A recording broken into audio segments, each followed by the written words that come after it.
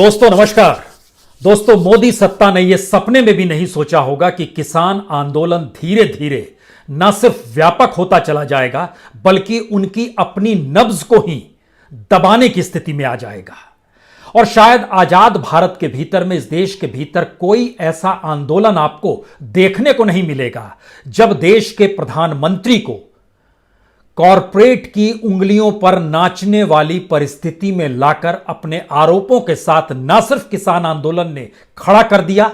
बल्कि खुले तौर पर इस बात का जिक्र किया कि इस देश की किसानी को भी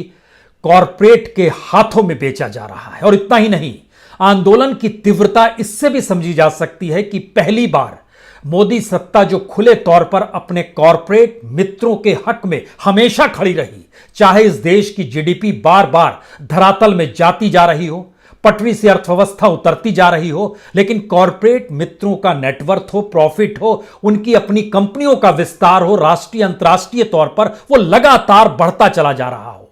यानी यह कैसे संभव है कि किसी देश की अर्थव्यवस्था उस देश के लोगों को बेरोजगार कर रही हो, इंडस्ट्रियों को ठप कर रही हो, लेकिन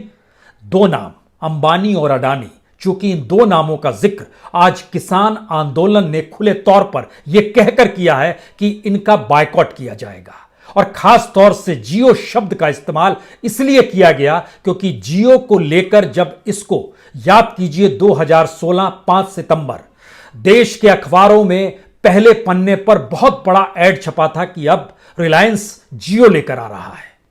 और जियो में जिस ब्रांड एम्बेसडर की तस्वीर छपी थी वो तस्वीर देश के प्रधानमंत्री की तस्वीर थी। बड़ी आपत्ति उस वक्त हुई थी, लेकिन यह सब खुला खेल था।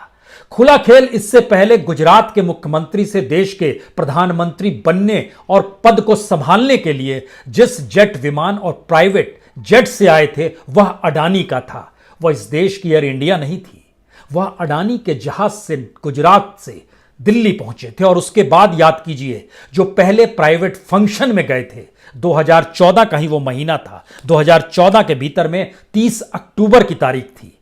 जब मुंबई के भीतर में रिलायंस फाउंडेशन हॉस्पिटल की नींव पड़ी थी और वहां पर उद्घाटन के लिए प्रधानमंत्री मोदी पहुंचे थे। और वो तस्वीर तो टाइम मैगजीन ने भी छापी थी जब मुकेश अंबानी की पत्नी नीता अंबानी ने देश के प्रधानमंत्री के कंधे पर हाथ रखा हुआ था।